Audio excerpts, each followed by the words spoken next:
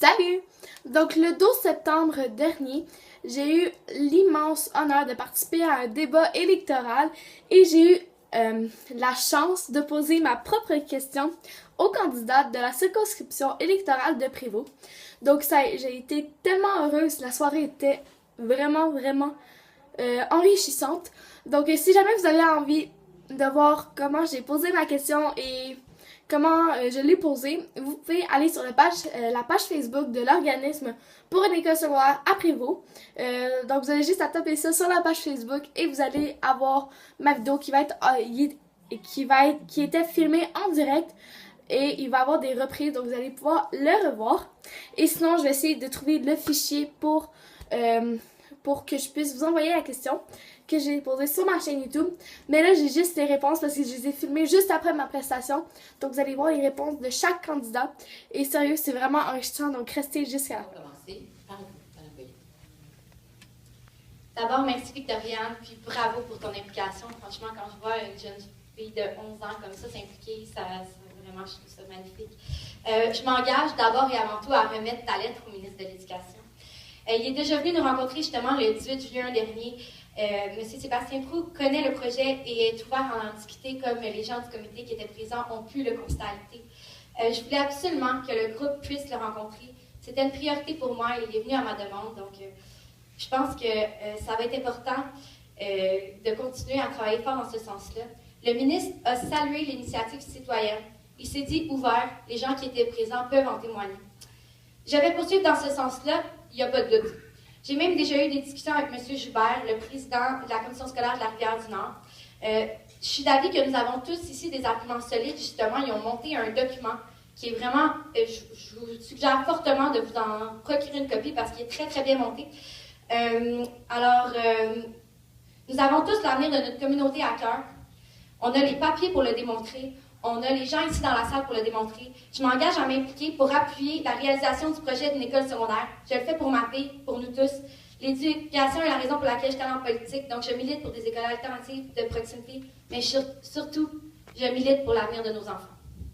Merci. Bon, merci beaucoup. Merci de vous impliquer. J'avais à peu près votre âge quand j'ai pris ma première implication. Moi aussi, fait que ça me touche toujours quand je vois des jeunes préadolescents s'impliquer dans leur milieu. Je trouve que c'est une très bonne marque du Québec qu'on veut. Disons que il y a 19 ans, quand j'ai acheté ma maison à Prévost, quelqu'un est venu frapper à la porte et m'a demandé de signer une pétition pour avoir une école secondaire à Prévost. Je lui ai dit, ah tiens, la belle idée, je pense que ça serait vraiment une bonne chose. Et alors, je me suis empressée de signer la pétition. La pétition qui a été remise au ministre de l'Éducation de l'époque, qui était M. François Legault, qui était au PQ, mais qui est maintenant rendu à la CAQ, comme on le sait. Le projet d'école a été pelleté encore et toujours, et puis on se ramasse au moment où vous devrez entrer au secondaire l'an prochain, et qu'il n'y a toujours pas d'école secondaire. Il y a toutes sortes de raisons pour avoir une école secondaire à Prévost, pour les enfants d'abord, bien sûr, mais pour vraiment arriver à ancrer notre communauté. L'école secondaire, c'est aussi un lieu de rassemblement. Et à Québec solidaire, ça, c'est très important pour nous, hein, avoir la démocratie et tout ça. Chère Victoriane, tu représentes l'avenir du Québec. Je trouve ça formidable, ce que tu fais. Tu sais, Victoriane, j'ai une bonne nouvelle pour toi. On parle de l'école secondaire de Prévost, qui est un modèle bien différent des modèles qu'on construisait il y a 20 ans. Pendant la tournée électorale, j'ai rencontré M.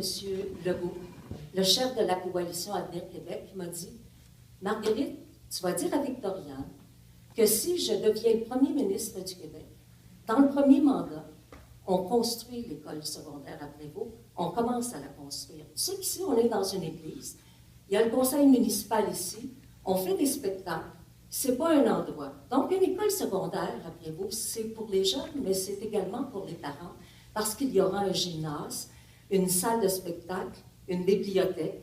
Parce que la bibliothèque, actuellement, là, elle est fréquentée, c'est l'une des bibliothèques les plus fréquentées, mais elle est trop petite. Et une bibliothèque, ça devient un lieu de rassemblement pour toute la famille. Donc, une école secondaire, alors qu'il y a 5 écoles primaires, bientôt la 5e à Saint-Hippolyte, ben, je trouve ça incroyable qu'il n'y ait pas d'école secondaire. Alors, c'est la raison pour laquelle aujourd'hui, je te dis, oui, un gouvernement de la coalition Avenir Québec, dès le 1er octobre, va commencer à construire l'école secondaire à Prévost. L'abolition des commissions scolaires. L'abolition des commissions scolaires, ça veut dire 4, 5, 6 années de remue-ménage, de personnes congédiées qui sont rembauchées, et donc des délais très, très grands. Et si vous ne me croyez pas, prenez-en l'exemple de Gaétan Barrette, enseignement à la CAQ, qui est allé chez les libéraux et qui a fait une reconfiguration de la structure du système de santé. Le résultat, c'est moins de soins. Et moi, je te dis, le plus rapidement possible, le mieux pour ton école, parce que si tu l'obtiens dans 5 ans, tu seras déjà au cégep.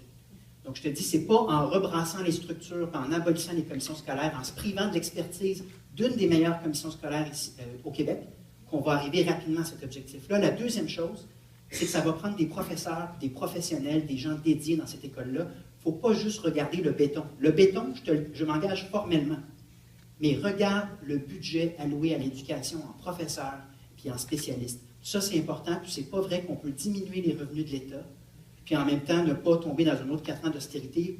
Il faut plutôt réinvestir pour avoir plus de professionnels pour accompagner des gens comme toi vers ton succès scolaire. Ça, c'est important. Merci, M. Saint-Pierre Plamondon.